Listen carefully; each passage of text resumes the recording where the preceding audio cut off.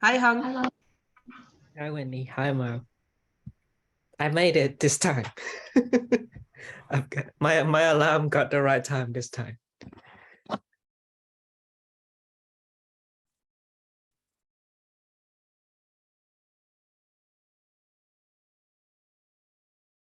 Which link to use? So I copy pasted this one in the GitHub page.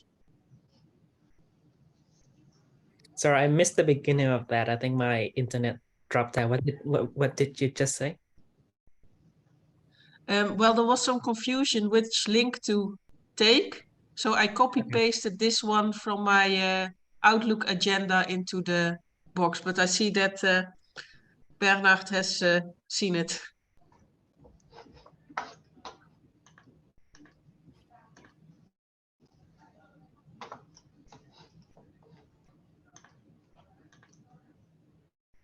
Sorry, did you have a question for me? I could not listen because the mute was on.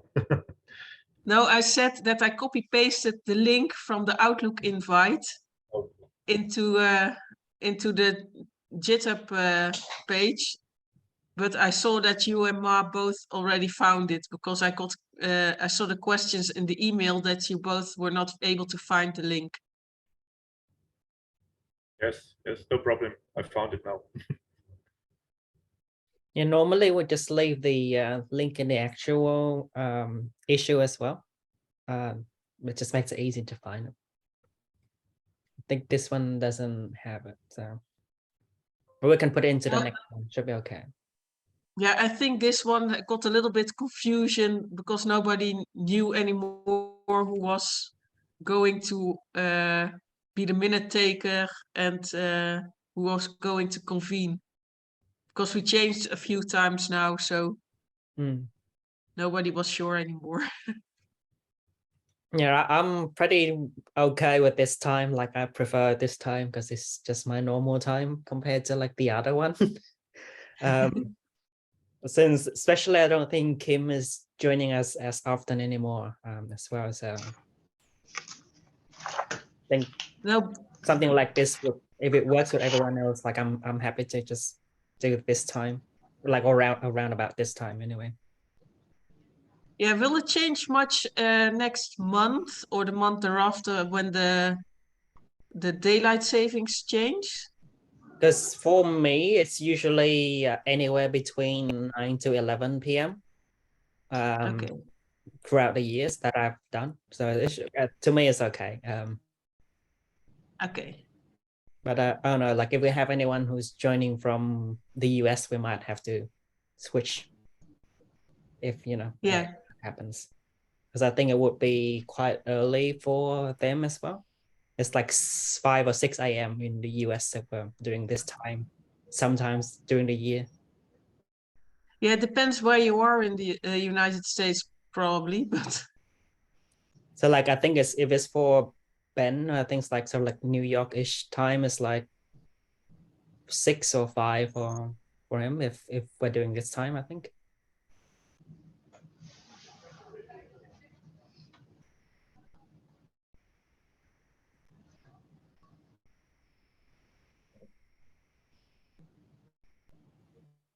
So I think Matt is also going to join and Dimitri. Yeah, there you go.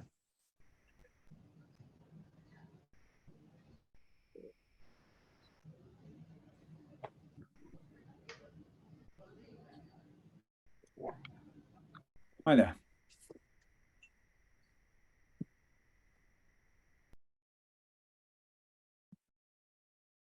Hi, Paul. Thanks for coming along.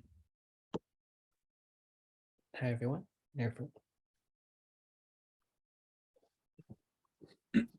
Now, I guess we're not sure who is chairing, all right? Unless someone knows something I don't. No, I mentioned to Hang that there was some confusion because we changed a lot because, for instance, Hang was not there last time. So I did the minutes, things like that. So now I'm not sure either. Yes, I'm happy to just do the sharing this time if someone else would like to do the minutes.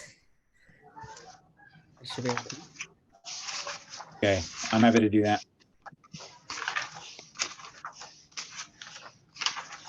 I'll do that. No problem. Okay. Sure, sounds good. Can I start with some good news? Yeah. We got a small grant from the Erasmus Trust Funds, which allows us to continue screening at least for 1.5 years from now. Oh, congratulations. Excellent. So we can continue with the in vitro and in vivo screenings. That's awesome. Great. Congratulations. That's really good. A big relief for everyone, I think. Yes. Is Dimitri going to join us as well? Yeah, it should be. Okay, we'll just give him a few minutes.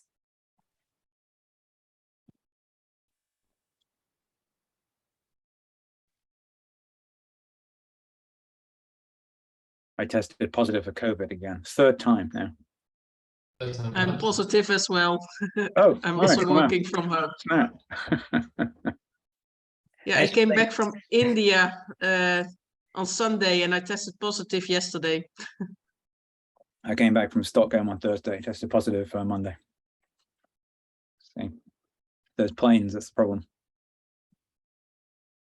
Yeah, and I was at a big conference, so that could also be the problem.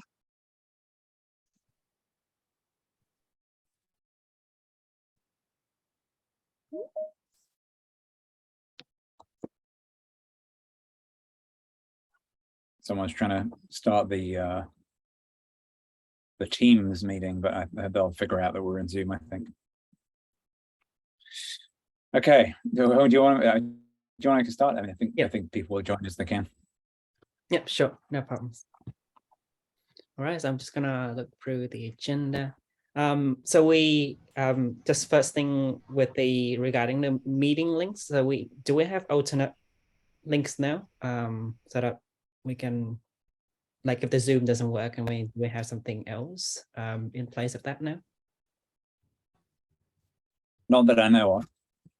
No, not yet, because last time we discussed that I only have access to Teams from the university.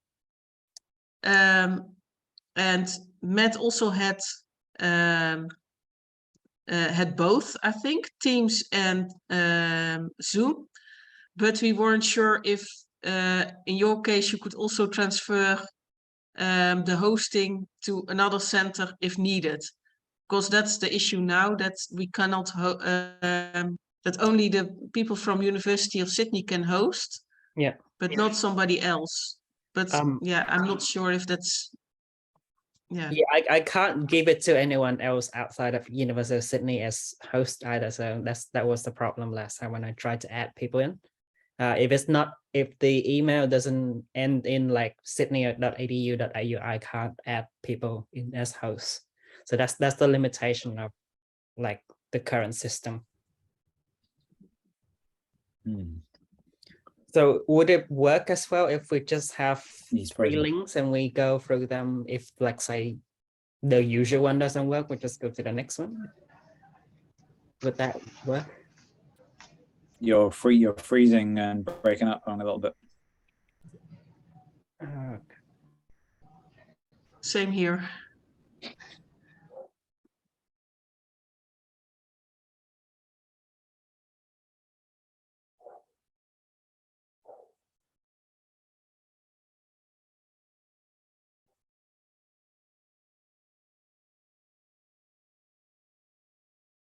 A meeting, but we can't record.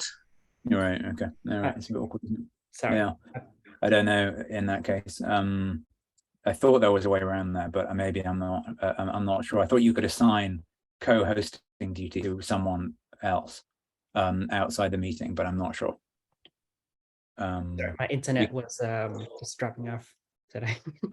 Maybe Hung, if you've got a link already, and this link is yours, right, and it works for every meeting, if you can just double check that you're not able to assign hosting duties to somebody else, so you can't. It's not as though you need to transfer it to someone. It's more that you can have a co-host from a different domain. I tried that already. If the co-host is not from University of Sydney, I can't do it. So it, Right. it only allows me to add UCIT people as co-hosts. So that was, I had that issue before. So say for example, Kim will be able to do co-host, no problem. But like Wendy or Matt, even though I add your emails in it doesn't allow me to do it. All right. I think maybe in that case, I think if you're not able, if no one from UCIT is able to join the meeting, then we're just going to have to know in advance, and then we can set up an alternative Zoom link. Yeah. So say for example, if Matt, if you can have a backup Zoom link in case like I can't make it, or say Wendy can have another backup one, and we can just have one or Okay. two backups just in case, so we can do recording. All right. All right. Hello, everyone. Just a quick word on the meeting. Also, I got a link from Microsoft Teams in my Microsoft calendar now. So I thought the meeting was in Microsoft Teams already.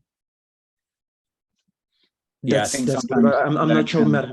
What did you get? That, I got it. Sometimes that can be set up in Outlook as a meeting link, but within there, so on my Outlook, there's a little button saying join, and that sends you to the team thing. But if you click on the actual invitation, it's got the Zoom link in there. Okay.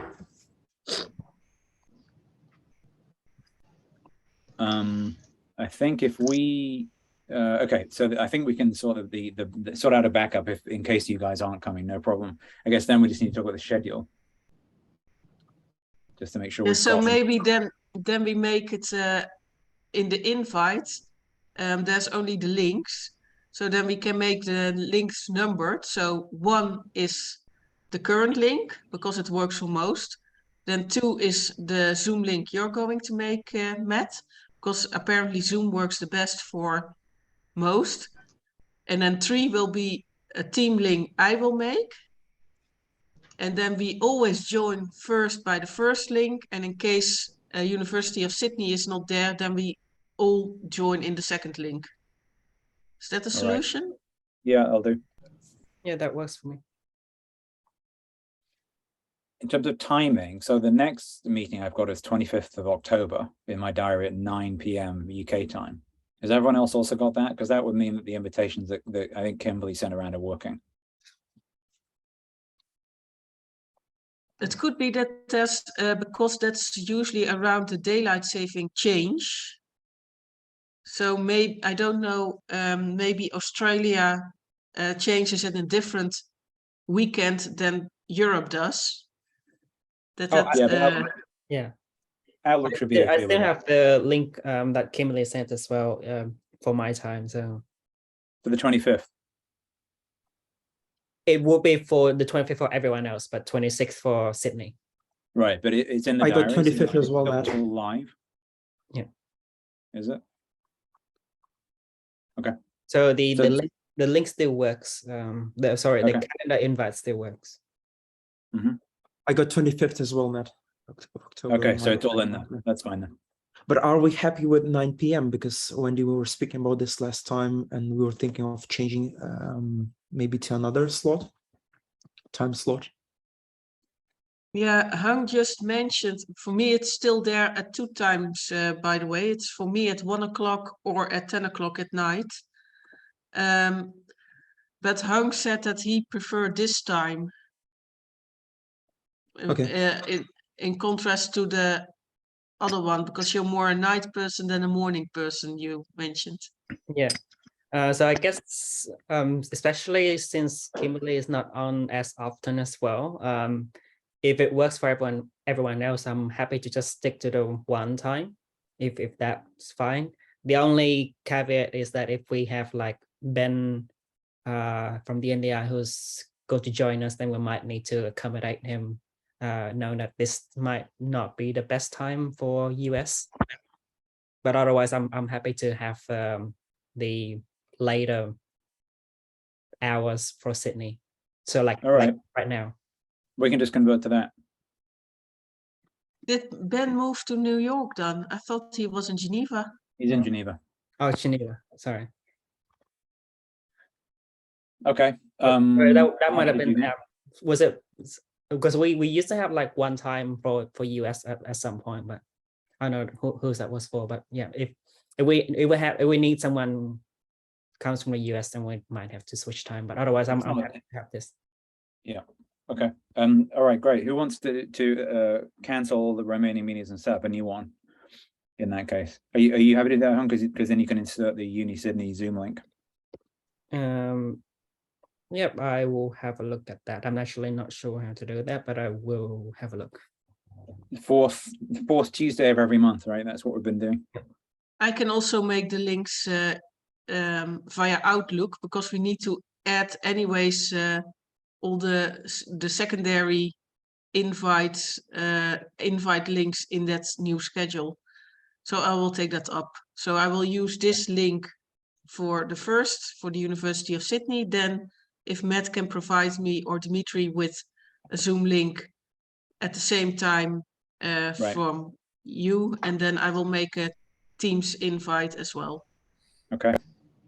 Sounds good. And then I'll incorporate that all in one invite from Outlook. Great. Yep, that sounds good. Okay, so next item is actually finished, and that's actually so I asked Wendy to just to let Alice and Peter have edit access to the Mycetoma draft. It's currently with Peter now. Just as a quick update on that. So Peter's going to work on it, but he's actually sick this week. I actually had COVID as well.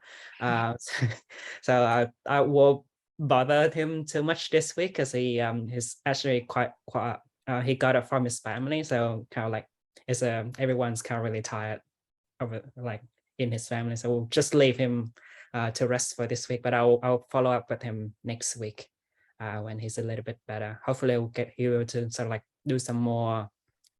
He was mentioning he's going to do some like rewording or rephrasing, or just looking at different inconsistency as well. So that's yeah. I don't know, Wendy and Matt, you also mentioning last time so that you were also looking at that. I don't know how, like, what's the progress on that front? Yeah, I don't want to touch it. I don't want to touch it if he's looking at it. Okay, sounds good. I'll let. Yeah, I looked at the version Wilson put in his thesis. So I did some changes on the introduction, but maybe it's best indeed if Peter is looking at it first, that I will put those incorporations into the introduction after he did. Okay, sounds good. I'll let Peter know. So we'll just give Peter the priority to have a look at that now. Yeah.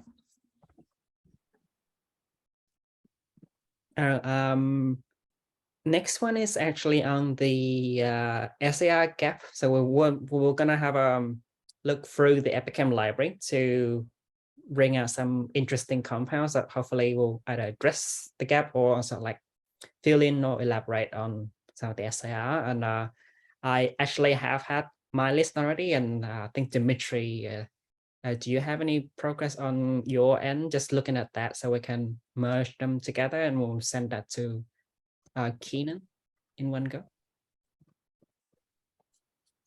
I'm supposed to finish it like this week probably. Okay, sounds good. Just to finalize the list. So I've partially done it, but I won't like to do like extensively just to make sure I haven't missed anything. Okay, sounds good. And I suggest like we put it like in a new thread, like in the issue. Yeah, so if you want to, once you're done with that, can you just make a new issue, and then I'll once you put yours in, I'll just put mine in a comment, and we'll have a look, and we'll do that together. Yeah. Or should we put this in the SAR issue from the previous year? Like, or okay, a new one would make sense. We'll just make a new one, and we can probably link it back to the old one, the SAR issue as well. Should be fine.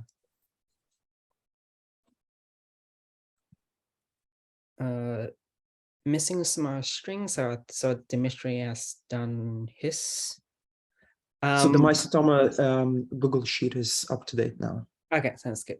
I actually haven't heard back from Kim yet. She's working somewhere else now. Now, if I might actually have to ask someone else from UCIT who's working with Kim, see if they know like about the breaking good compounds. I don't actually have the list with me, but I can go and have a look at that. So I'll probably just leave that with me. So I think the breaking good compounds are still need to be updated in sort of like the missing some of the details. Yes, I think Clementine posted a tweet earlier that talking about compounds coming in from breaking good to MycetOS. So maybe you can ask her to do that. Yeah, so I'm gonna ask Clem about that actually, because Kim actually didn't leave like the details with me. I will have to dig through it, and I'm not sure where to start. But I'll ask. Is there any way we can help you with this, just to speed up the process? Let me try first. Okay.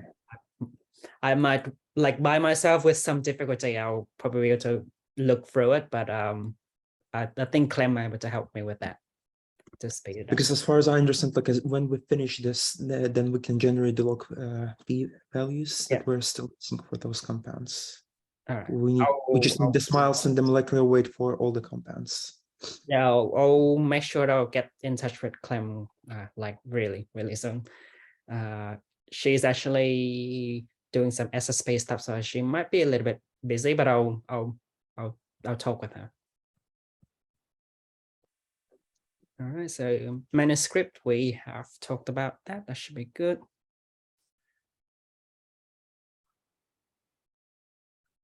I have a few words about the manuscript, if you don't mind. Oh yeah, sure. Yeah, so from my side, I finished like all the characterization, but I'm having a problem with formatting online. So the only question that I need to ask, like, is it okay if I upload the document, put all the missing data, and then upload it again on the Dropbox file repository? Is that okay? Because, you know, you can do, like in Dropbox, you can do this online, like you can open like Word online, but then there's like a lot of problems with the formatting. It doesn't match. Do you have Dropbox desktop version? Because the desktop version will allow you actually to open the, if you're on a Mac, to open the app, the Word app itself. Because I've been doing that without problem. I don't know. I'm not sure which problem you were having. Yeah, so for example, now I'm looking at the online version. So we have the document here in Dropbox. So for example, normals. This is the online version. And if I open this Word for the web, then we have the whole document in online mode. Oh, I see. The problem is like when I start adding the data, which I already have, like I have everything, it doesn't format like correctly. So it's a bit like, so the J values, like the formatting of the J and stuff like this, it's just like, it's all over like in a different style. Can I show you what I've been doing? Is that okay? Okay. I can we can look at this at the end. Yeah. So I would just use the offline Word files, right? So download the Word file, work on it on your computer, and then upload it again. Because I can there was a potential problem with this previously, because what if someone will be editing at the same time? Then like we might not get like the latest version. Yeah. Okay, but we'll look at this. Can you stop your screen sharing? I can share my screen of how I do it, because I one sec. Because I don't I'm on a Mac as well, but I don't recall having this problem. So desktop. So the same problem arises with schemes, with chemical schemes as well. So like so for me, it's easier would be just to upload the Word file, but I wanted to ask like if everyone is okay with this. So I have versions have to be deleted. I have this Dropbox app on me, and then I just sign in, and when I go to say open source Mycetoma, and I can open this, it actually opened the Word app itself. So maybe you can try this. Download the desktop version of Dropbox. It will allow you to actually open like the desktop version of Word as well. And that's what I've been doing, so I can just add my data, and it doesn't actually damage or change the formatting. So That's how you add your data, right? yeah. So it's Can you Word see, like, desktop, for example, the micromolar signs disappear yeah, as yeah, well? everything That's works the fine. problem. It's Okay. just like Word, except for the fact that this Word document is sitting in the Dropbox app, which then get updated and shared with everyone. So like semi-real time, it takes a little bit of time to sync, but otherwise you can use Word desktop in there. Try this. It should hopefully it works.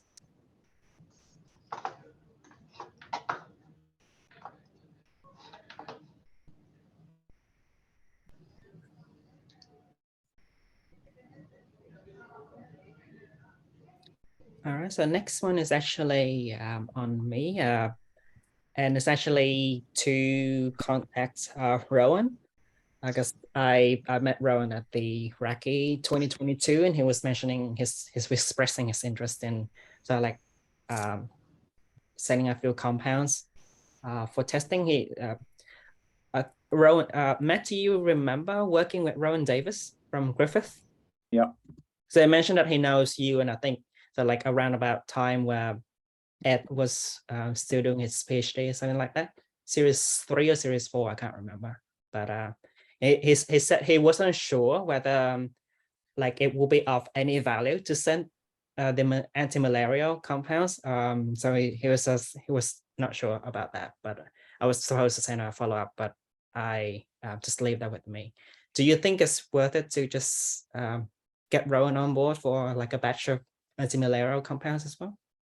Well, it depends on what the compounds are, right? So I think if the structures imply that the molecules are, soluble, and maybe if they've got a particular target they're intending to hit, then that would be quite interesting. And then if Wendy is happy to test them, but we want to make sure that they're not brick dust, and not too complicated, because the likelihood of getting something positive from a highly functionalized library is small. Usually simple compounds are better if you're going to take a punt like this. Yeah, would it be a good idea if we just sent him an email, maybe just asking for the structures of some of the compounds that he would like to send over? That would be a good thing. I mean, we just need a sheet of the structures. Yeah, well, we could ask him that. I'll just leave this point to me, and I'll send Rowan an email just asking for more details. Yeah, and with the timing, well, we got this extra grant now, and the larvae season is closing. So that would mean that we first need to screen in vitro anyway, so that could be done somewhere during the winter. Yep.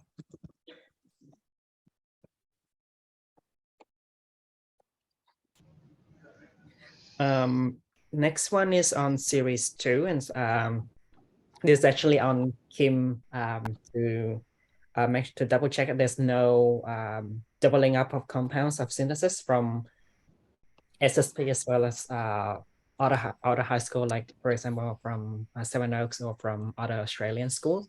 Again, this one might actually need someone's help, most likely Kim or Clem or Julius from my group, because they are a little bit more active in this regard. I'll just need to talk to them. Since Kim is no longer active now, I probably just need to get someone else to take up the workload. I'm unfortunately not going to have enough time to do that, but I'll ask and see if Clem might be able to help me with this.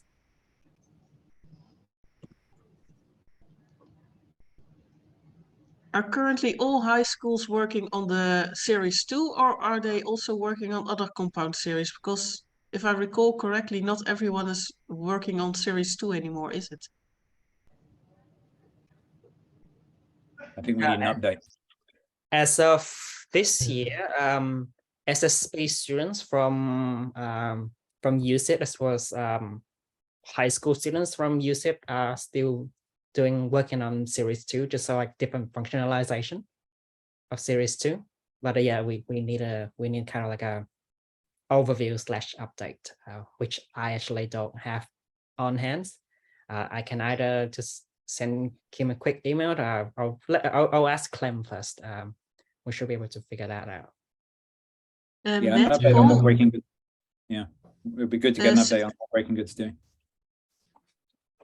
Are you both, were you also working on series 2 or were you working on series, I think 5 or 6?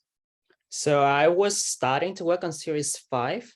However, that was actually a little bit time inefficient for me. I'm also at the end of my PhD. So I'm actually currently going back to finishing off like a small library of series 1 again, so the animals. When I finish that, I'll either do series 5, just try it again. Otherwise, yeah, that's kind of like my current thing. So I was working on series 5, but it's not panning out quite as happily as I would like it to be. So I just need more compound, and I chose series 1 again.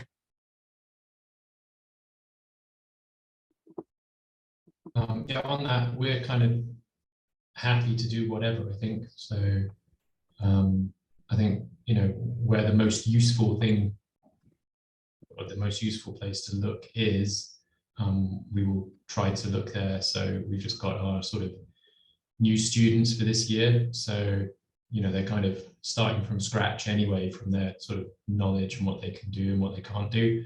So we can, you know, try to train them up to do anything reasonable in a school lab. So, you know, I think with some guidance from you guys, we don't have to look at series 2, you know, we can look wherever, but I think that sort of avoiding doubling up is obviously really important for us. Like there's no point repeating other people's work, right? Yeah, so I think I think that sounds great, and I think what we need is a little bit of advice from Kim and Clem and Alice about what the targets are for Breaking Good at the moment, so that we can make sure that that doesn't happen. Yeah, about the duplication of effort, and if there's a good synthetic scheme which is being used on scale, right? So lots of students are able to follow it. Then that's exactly the kind of scheme that I think the guys at Seven Oaks would benefit from. Yeah, that'd be great. I guess the reason, the one of the main reasons that we stick to series 2 is Kim has done a lot of great work on actually working out the route that is very safe for high school or for undergraduate students. Unfortunately, some of our other series, the synthesis route is a little bit more hazardous than we would like to introduce less experienced students. But let me talk to, I'll see if I can talk to Alice as well regarding Breaking Good, but probably Clem and Julius might be able to help me with this update, and I'll get back to you on this. A few words about Seven Oaks as well. We have an intermediate compound in the fridge still waiting for shipment for the new term. So when I did purification for one of the compounds that Seven Oaks sent and during their visit back in July. So this might like help to save time as well. That's for series 2 immunothiazoles. So we have like, they would not have to start like from scratch again. So that might save time. They can proceed to the next step. Sure. But we'll keep in touch with this as well. Just a quick reminder, like.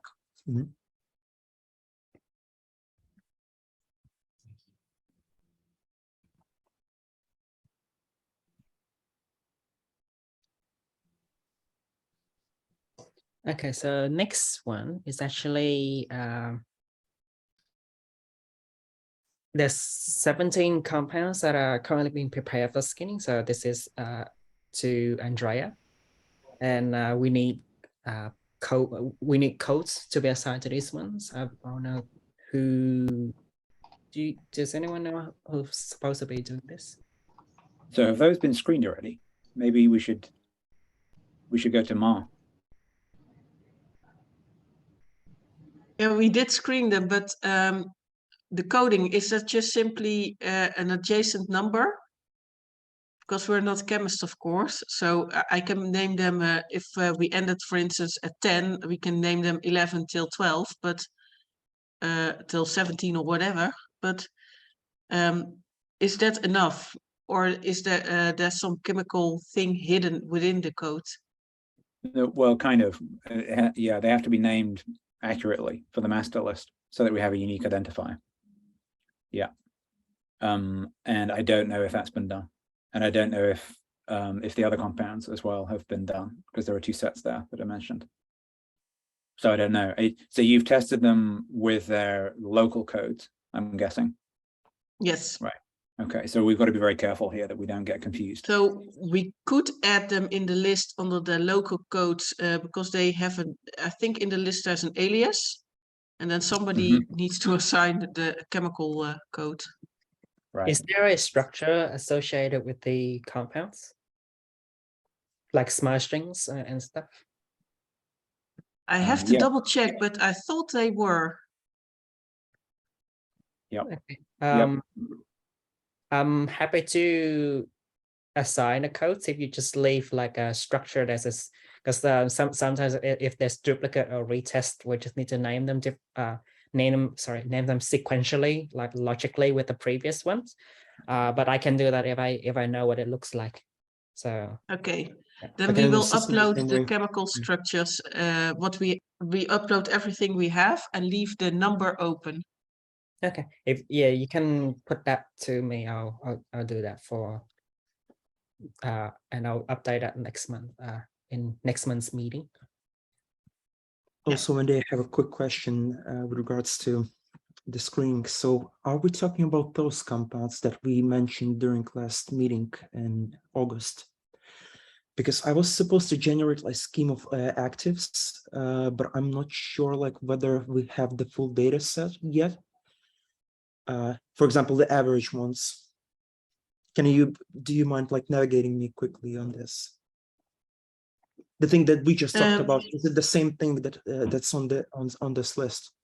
Yeah, I think I need to put the average and the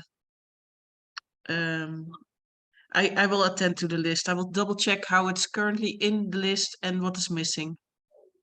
We will not have the IC50s for most of those, but I will see what we have and add it. Okay. But those are not on the, are they, for example, the DNDI, are they in the master list or not?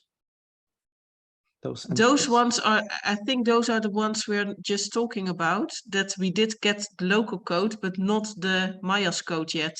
So those we didn't upload yet. Okay, yeah, that's why I couldn't generate the scheme, because I was like slightly confused, like where to look for them. Do we have the smiles? Do you know where we can find the smiles so we can quickly add this? Yeah, they should be in our drives. Usually that we get some digital data with them, or we get at least printed forms. So I will double check. I can check if it's in the computer.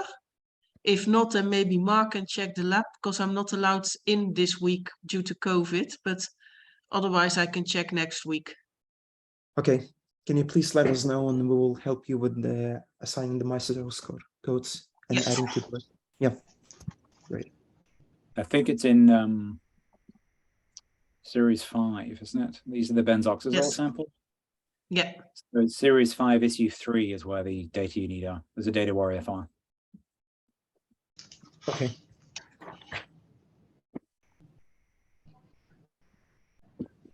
I'll have a look at it, and then I'll, if that's the correct matching, then I'll generate the smiles and add them to the MycetOS spreadsheet.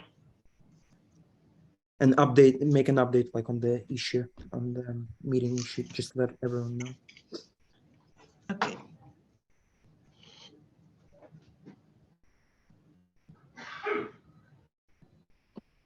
All right, so next steps are the various updates.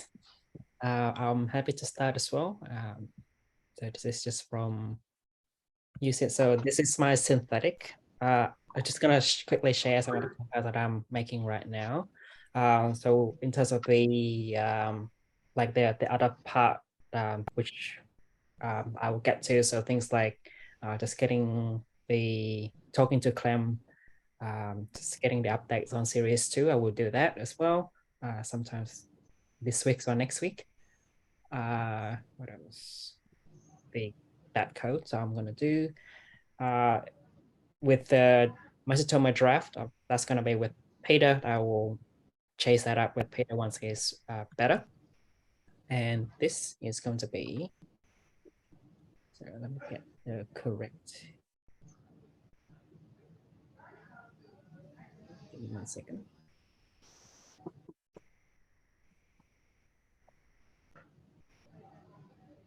Yep. Okay.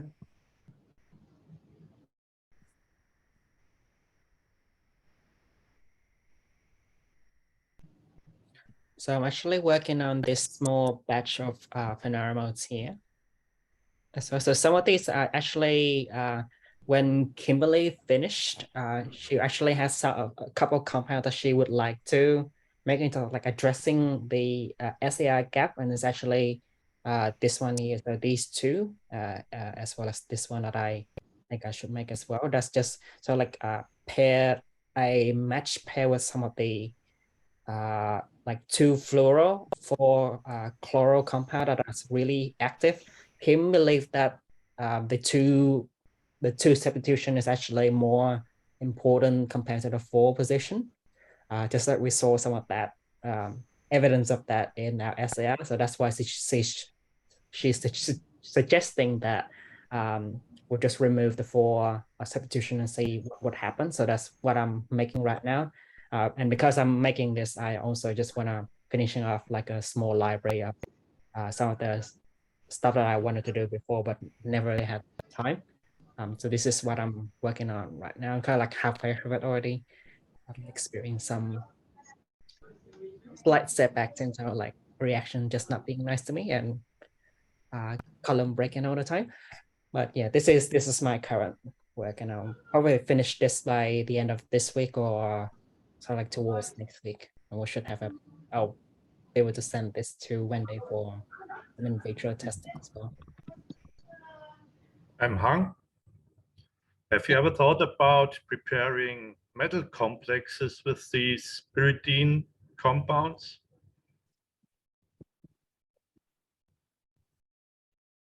Sorry?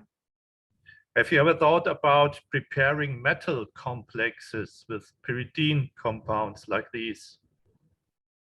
I actually haven't thought about that. I guess all of these one, yeah, I'm actually not does not have metals real so like forming ligands with this. Yeah, I actually haven't thought about that at all. Matt, do you have some thoughts? No, not at all. I think that the chelation would be tricky because it's a meta nitrogen rather than a ortho, but it's possible, and reminds me that I've still got an action on me to source some metal complexes from the University of Queensland COAD group, who said that they were happy to donate some of those molecules for testing if we can sort that out. Is that why you're asking?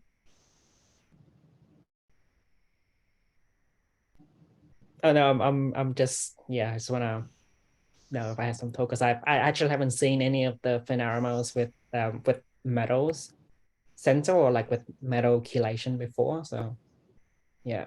Well, there's some examples for imidazole derivatives, which were converted to ruthenium complexes, for instance, or other metal complexes like zinc, and which have conserved their antifungal activities, but probably by a different mode of action, of course, because they don't bind to the iron of the cytochromes anymore. Yeah. Yeah, thanks. I'll probably have to think about that actually. I wasn't going into the metaculation direction, but I'll keep that on the radar and keep it in mind. See if there's anything interesting coming up, because I think the next thing that I would work on if I have time after this is actually trying to functionalize this bit here. This is actually the other sort of like a mini project that Kim actually didn't have time to do. So I'm just picking up some of the little project where I can to just so like looking at this position here, see what can add a little bit more here, since we know that how like the 4 position is not particularly important if we can prove it. Next part is just coupling here just to extend this bit out a bit further. That's like the future-ish thing that I would want to do. But I'll keep that in mind, actually, see if anything interesting coming up. All right, that's all from me. Just a quick one.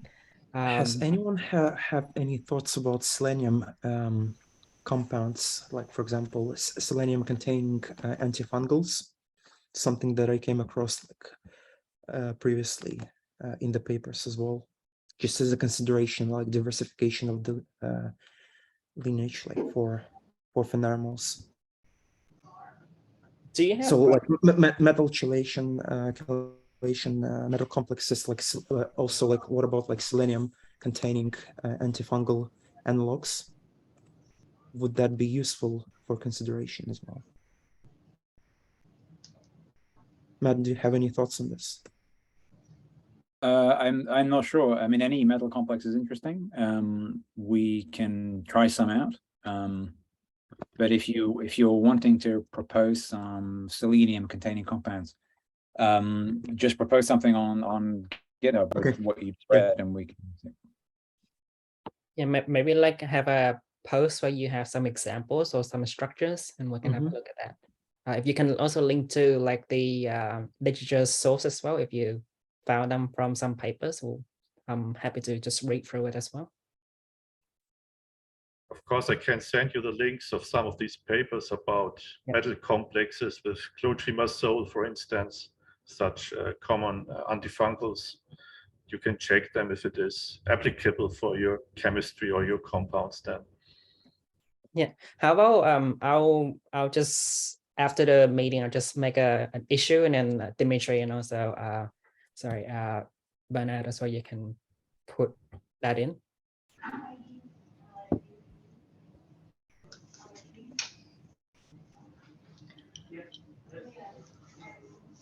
All right. Next up, Dimitri, do you have any updates for synthesis or anything from UCL that you would like to share? Yeah, just a quick one.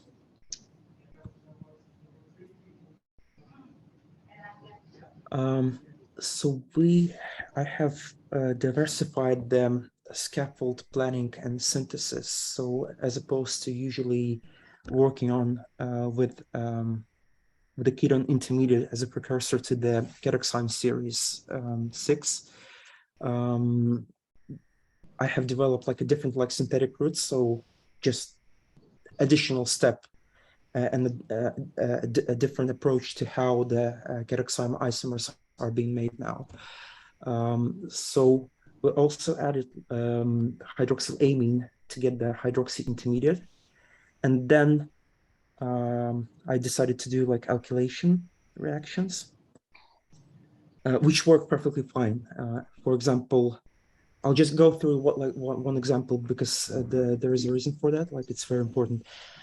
So the reaction works perfectly well. There is no problem so far. Specifically with this substrate, one of the findings that I would like to share is I think I managed to separate finally the isomers, the geometric isomers, which means that upon confirmation by NMR and heat experiments to check the stability of the isomers and to ensure that they do not interconvert into one another, it means that we will be able to test additional. So one batch will have like multiple compounds to test like for one entry. Usually it takes at least 2 purifications, normal phase purification, which allows to partially separate like one of the isomers. So for example, 8 to 9 is one isomer. I think, no, actually it's 2. Actually it's 2. So usually on LCMS, it looks like 2 peaks which come like very close to each other. So the objective for this was like, are we able to separate them out? Which previously didn't succeed quite well. But then for this compound, I managed to separate them out. Still, they come like very closely to each other. But for example, fractions 21, 22, it seems to me that it's a isolated isomer. And preliminary results suggest that it's because there's only one peak, which corresponds to the mass to charge ratio of the product. It seems that it's the right thing, but I need to check. What else I need to find is like whether it's E or Z, and then we will be able, and then stability check, and then we'll be able to probably test, send them for testing as a mixture and as separate isomers. So that would be probably the main finding. And we also have 3 other Caroxime in development as well at the moment. So probably that will be it for now.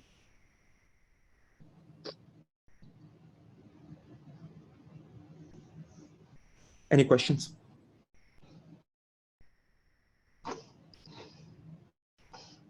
Yeah, sounds good. I actually don't have a question.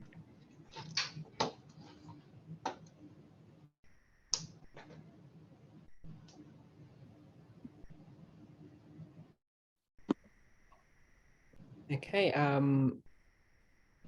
Ma or Wendy, would you like to go next on any updates you would like to share with us? Yeah, I have updates.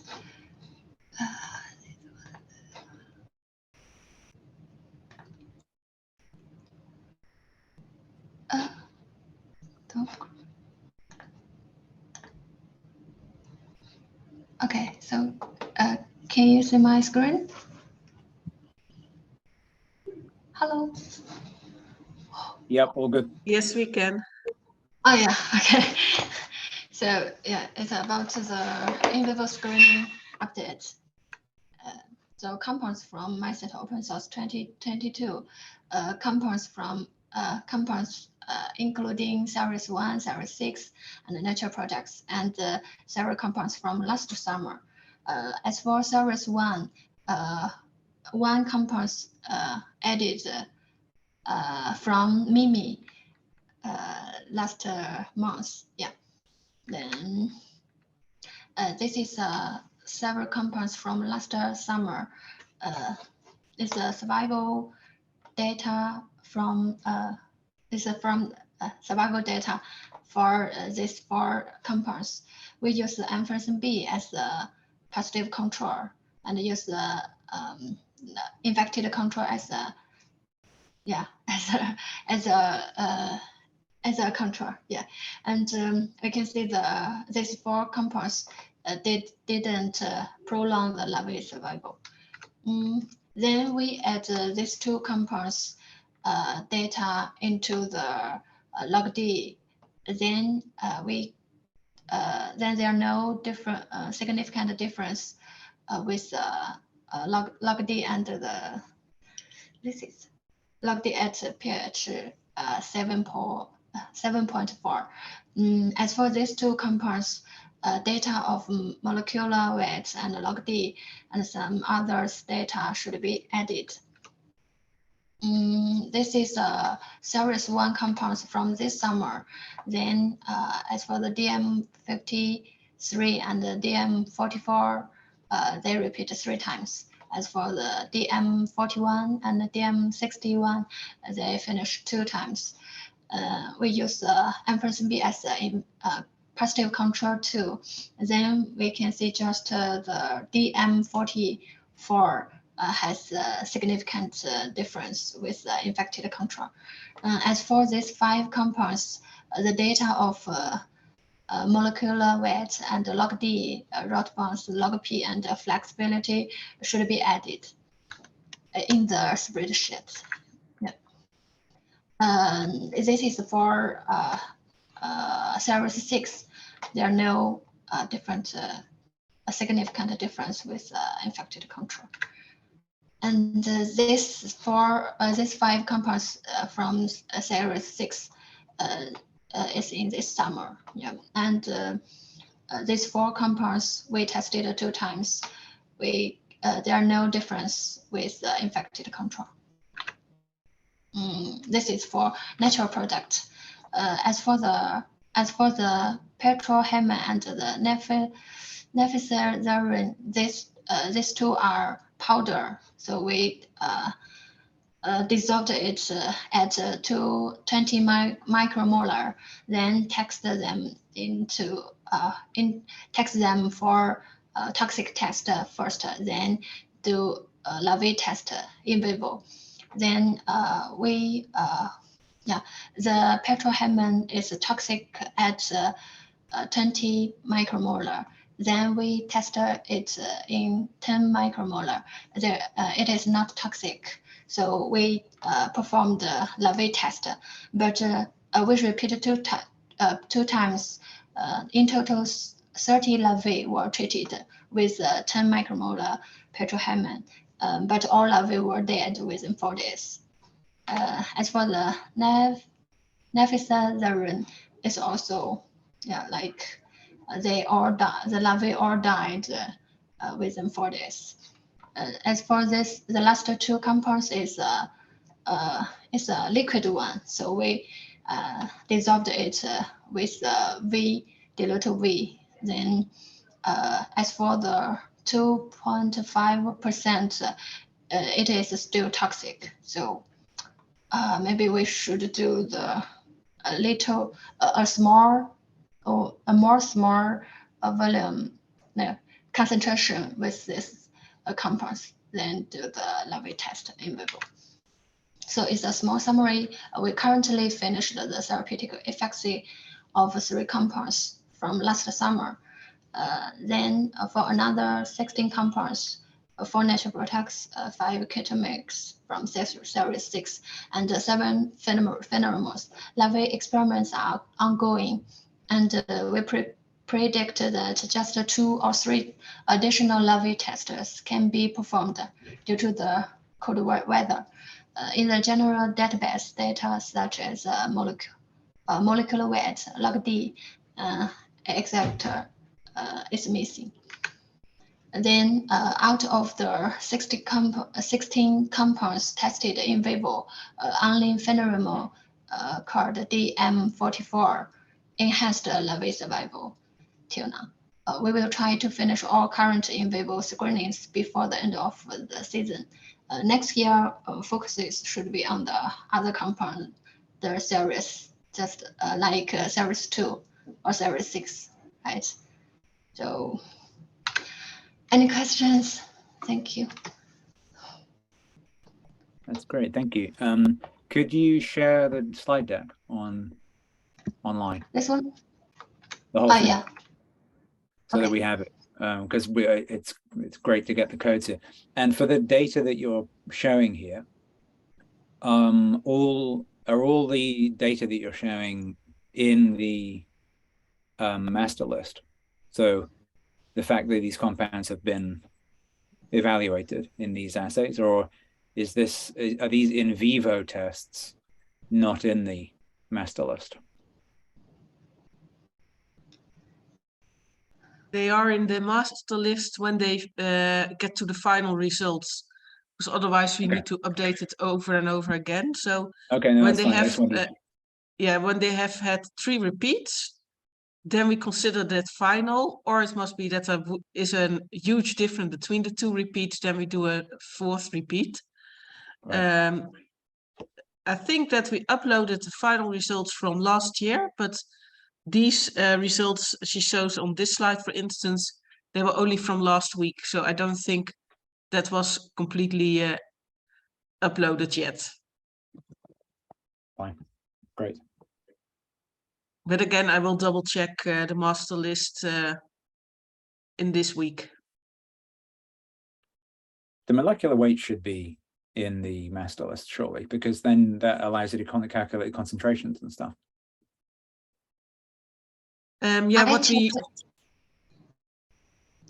Go ahead, Ma. I checked the spreadsheet Excel this morning.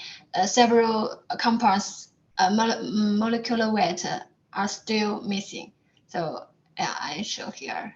Please add them. Then. Okay, Dimitri, if you've got compounds that are in there that are being tested here, maybe you could just double check that the molecular weights are in there. Yeah.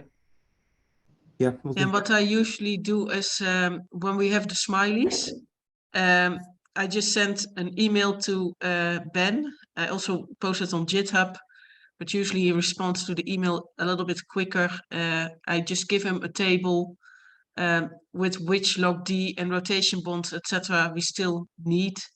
And then he replies usually within a few minutes with the data.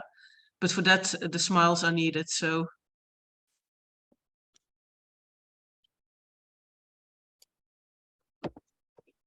Okay. Yeah. Yeah, I'll make sure I'll have a look at the compounds that was in there. That was from specifically from my own as well. I'll make sure that it is completed. And I think yeah, to make sure I do the same. So should hopefully that will. and I also will ask Ben, and when we have all the data there, because now we did a simple Mann-Whitney test just to compare the survival percentage between two groups.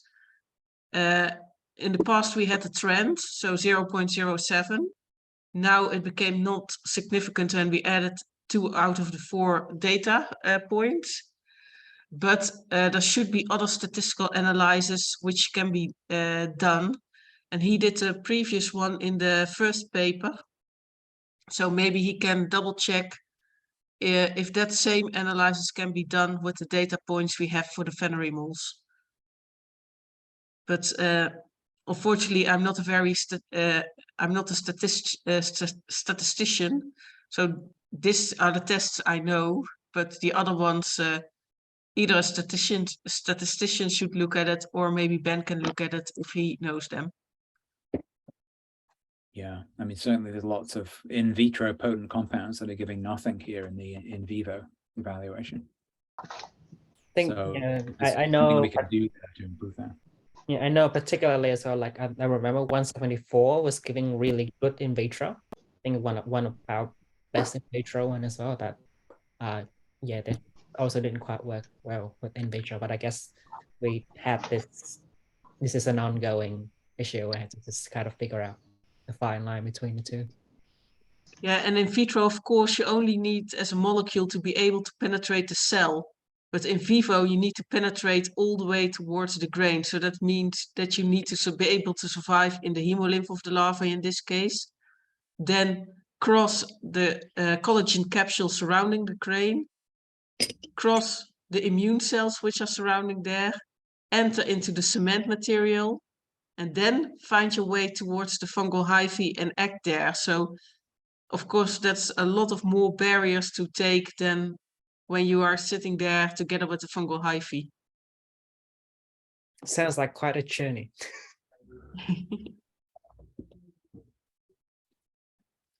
All right, I think I'll also let Paul speak. So if you would like to share with us some thoughts, or if you like to update or ask us anything, we're happy to hear from you as well.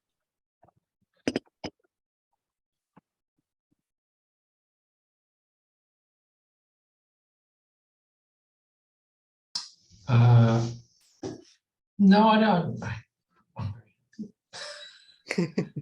Sorry, but yeah, if you'd like to, if there's anything like to ask or something like that, definitely like I will work with people from UCIT to update us on series 2, so that hopefully just give us an idea of what to do and what not to do, in terms of like not duplicating all of the compounds and stuff between the different students group.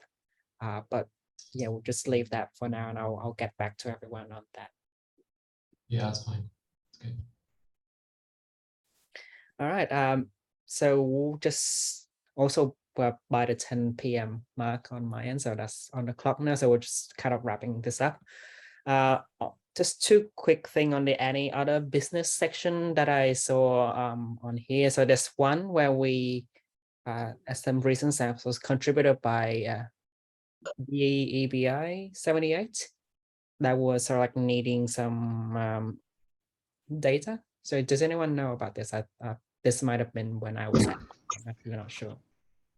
Just want to make sure that all the samples that have been submitted are logged in the master list. So if we're on top of that, that's fine. But there are quite a few samples that came in on the natural products and adjuvant stuff that I just want to make sure are being captured. Bless you. Thank you. as well as a presentation as well from last meeting. Was that Mimi's MMOS? That's Mimi. Okay, so yeah, if there's a file for that can go up onto the issue, that will be great if anyone can chase that up. Is that okay if you can see if you can find that presentation when we put it up? I will ask Mimi because she was in contact this morning that she couldn't make it to this meeting, but she's trying to join next meeting again. Okay, sounds good. So I guess just like a quick recap, like mycetoma spreadsheet master list, like is a very urgent thing that like needs a lot of like fixing for the log P, for other stuff, like especially molecular weight and smiles.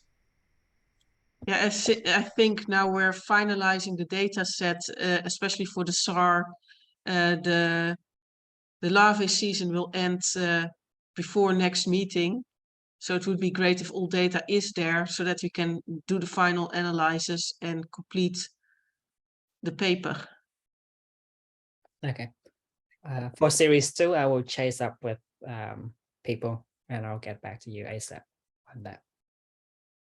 And yeah, like and I'll fix up some other stuff that I have on there that is not up to date as well. But yeah. All right. Is there any other businesses that? So who, just in terms of the responsibilities for next time, how does the rotating responsibility work here? So who's starting the next issue?